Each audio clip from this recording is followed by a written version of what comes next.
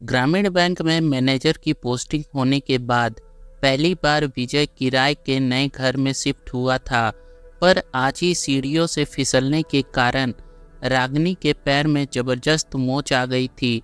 Doctor ने घर पर आकर पट्टी तो बांध दी, साथ ही साथ सख्त हिदायत दे दी कि चलना फिरना बिल्कुल मना है। एक सप्ताह पहले आए नए घर के आसपास कोई जान पहचान के लोग भी नहीं थे। ये तो बहुत अच्छी बात रही कि पिछले कुछ दिनों में रागिनी ने किचन के साथ साथ पूरे घर को व्यवस्थित कर लिया था। 4 साल पहले विजय और रागिनी की परिवार वालों की सहमति से अरेंज मैरिज हुई थी।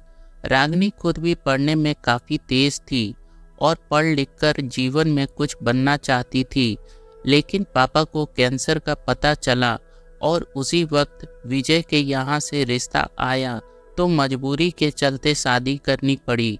शादी के बाद रागिनी पूरी तरह से ससुराल वालों की खुशियों के लिए खुद को निछावर कर दी। वो पूरी तरह से आदर्श बहू बन गई। ससुराल में सब उसकी तारीफ करते नहीं थकते थे। उसके व्यवहार, कार्य कुशलता से सभी प्रभावित थे। कुछ ही दिनों में उसने अपने ससुराल की काया ही बदल कर रख दी थी। पहले हर चीज जैसे तैसे होती थी, अब हर चीज साफ सुथरी और व्यवस्थित रहने लगी। खाने भी वो बड़े जतन से बनाती थी। हर लोग उसके बनाए लजीज खाने को खूब तारीफ करते, सिवाय उसके पति विजय के। विजय को जरा भी खाने में नमक कम या ज़्यादा लगता या मसाला कम होता तो वह एक और खाने के बाद खाना छोड़ देता था। परसों खीर में थोड़ी चीनी कम क्या हुई, रागिनी के लाख मन्नतों के बाद भी उसने खाना को दोबारा हाथ नहीं लगाया। सबसे ज़्यादा विजय को मटर पनीर पसंद थी। कुछ दिन पहले जब मटर पनीर बनी और मटर थोड़ी गल गई तो विजय ने खाना नहीं खाया, जबकि घर के सभी सदस्य ने खूब मज़े से खाया।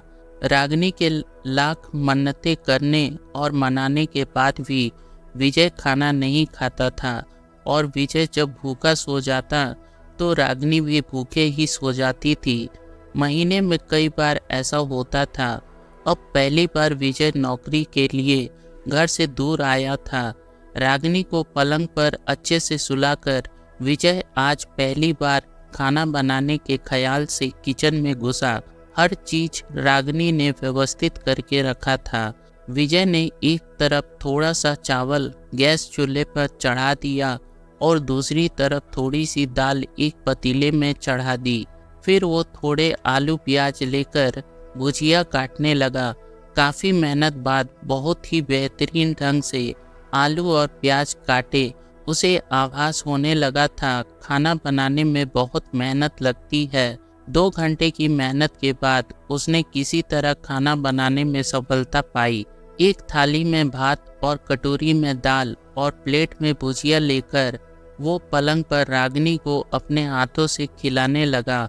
वो कौर रागिनी को खाना खिलाता जाता और रागिनी बड़े आराम से खुशी खुशी खाना खाती जाती थी। खाना खत्म होने के बाद विजय ने रागिनी से पूछा, कैसा लगा खाना? रागिनी ने कहा, बहुत अच्छा। मैं कितनी खुशनसीब हूँ, आज जिंदगी में पहली बार पति के हाथों का बना गर्मा गर्म खाना खाने को मिला। विजय सुनकर बहुत खुश हुआ। आखिर 2 घंटे की कड़ी मेहनत करके उसने खाना बनाया था। खाने की तारीफ सुनकर वो फूला न समाया। उसे लगा उसकी मेहनत सफल रही। रागिनी को खाना खिलाने के बाद वो खुद खाना खाने बैठा। उसे जोरों की भूख लगी थी। दाल भात मिलाकर थोड़ी भुजिया का कौर बनाकर जैसे ही मुंह में डाला, विजय ने चबाना शुरू किया। तेजी से बेसिन की तरफ दौड़ा और मुंह का सारा खाना बेसिन में उगल दिया। चावल अधपका था, दाल में नमक बहुत ज़्यादा था, भुजिया भी कच्चा था। ऐसा घटिया खाना रागिनी ने बिना कोई शिकवा शिकायत के खा लिया, सिर्फ इसलिए कि मैंने इतनी मेहनत से बनाया था। छोटी छोटी बातों पर पिछले सारे खाना ना खाने वाले वक्त की उसे याद आने लगी। उसके दोनों आंखों से आंसू निकल पड़े। अपने बनाए जिस खाने को वो एक कौर भी ना खा सका, रागिनी ने बिना कुछ कहे पूरा खाना खा लिया। विजय रागिनी के सामने सर झुकाए हाथ जोड़े धीरे से बोला, पिछले 4 सालों में कई बार खाना ना खाकर मैंने तुम्हारा जो अपमान किया, आज खाना खाकर तुमने मेरा कितना बड़ा सम्मान किया, मुझे माफ़ कर दो।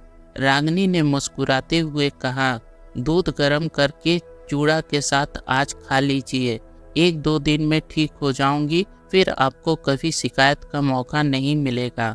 इसके बाद कोई भी ऐसा वक्त नहीं आया जब रागिनी का बनाया खाना विजय ने खुशी खुशी ना खाया हो। एक बार खाना बनाने में लगी मेहनत ने विजय को पत्नी का सम्मान करना सिखा दिया।